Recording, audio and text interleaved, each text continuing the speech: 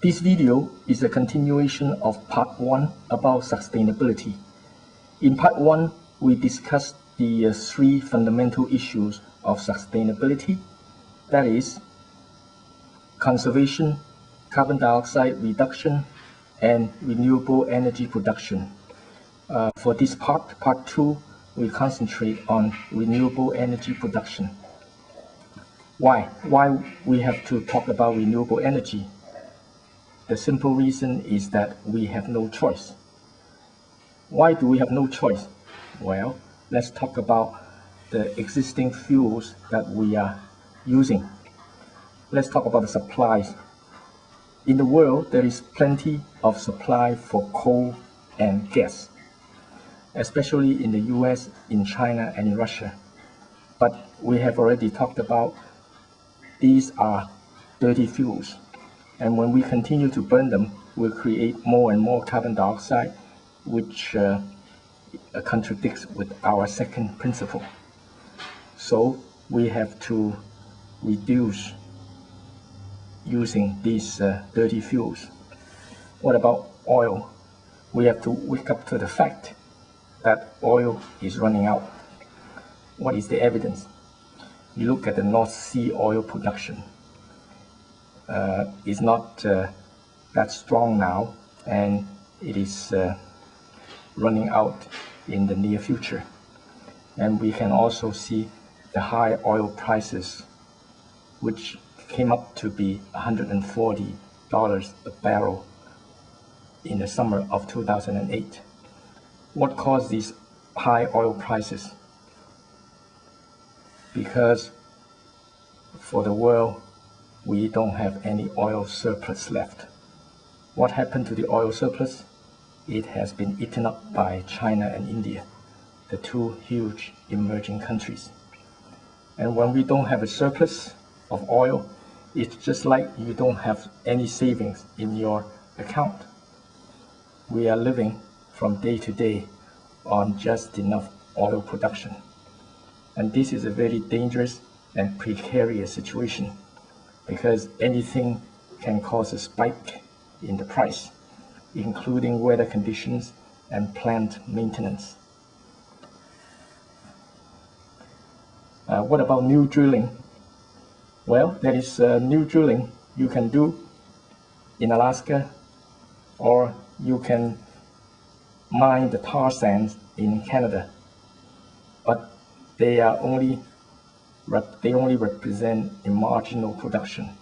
It's not enough. Number one, the deposits are not huge enough in Alaska and Canada compared with the deposits in Saudi Arabia. And as I already talked about before, for oil production and refining and distribution, you need a few conditions. First of all, you need huge deposits. And secondly, you have to have large-scale extraction, refining, and distribution. Right now, we don't have those facilities in Alaska and Canada. And even if we do install them, it will not be economic production. It can only be produced at the current rate of about $140 a barrel, maybe even more.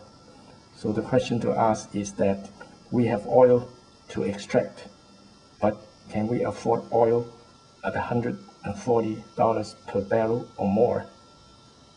This is the reason why we have to turn to renewable energy. And when we turn to renewable energy, this is something new, something that represents a huge opportunity, even a revolution in our way of life. What are the areas that can have the most effect? Well, I can identify three areas. Number one, in surface transport. Number two, electricity generation. Number three, residential and commercial heating and air conditioning. Let's get back to surface transport. At present, there are about 600 million cars on the road on the planet Earth. And how many ships are there? I don't know. must be millions and millions.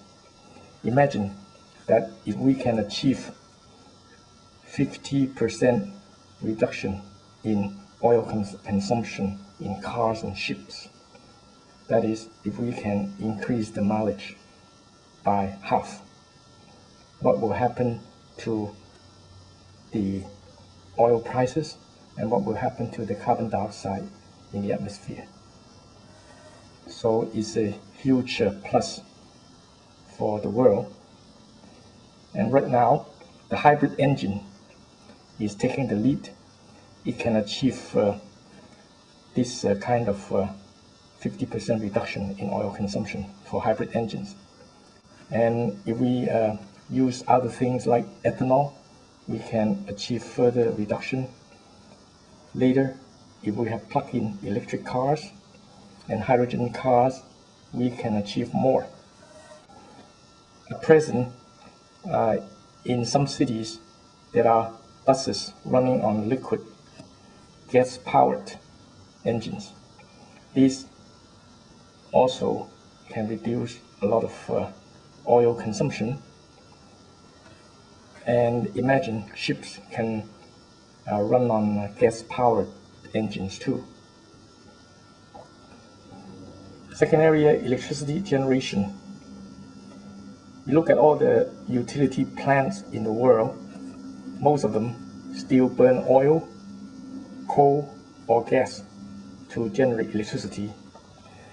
Now, solar plays a very important role in electricity generation because solar has less requirements compared with others.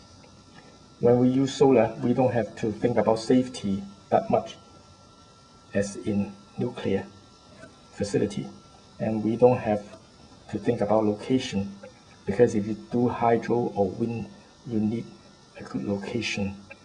For the plant, solar you can set up anywhere. Solar generation only needs a surface exposure. For instance, a roof, walls, or even just an empty space. The only thing that holds back solar is that right now the solar cells are not that cheap.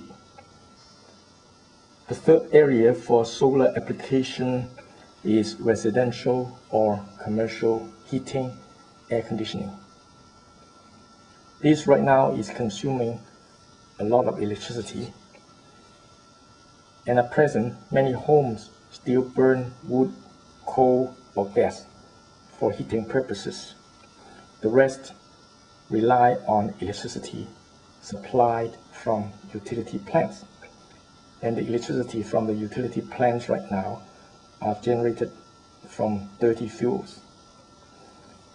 The good thing about solar is that it can make every building self-sufficient in generating electricity. Again, the thing that holds back solar application is that we don't have cheap solar panels right now. What we need to do is to wait until there are cheaper solar panels developed.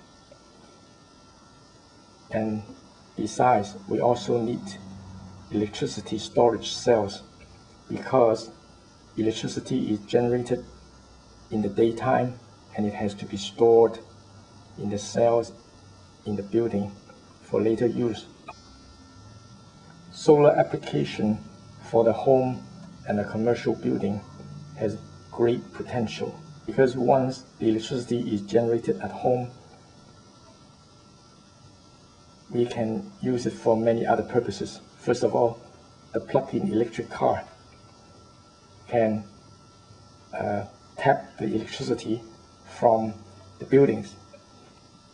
If that can be achieved, then the plug-in cars will in effect become a real solar car.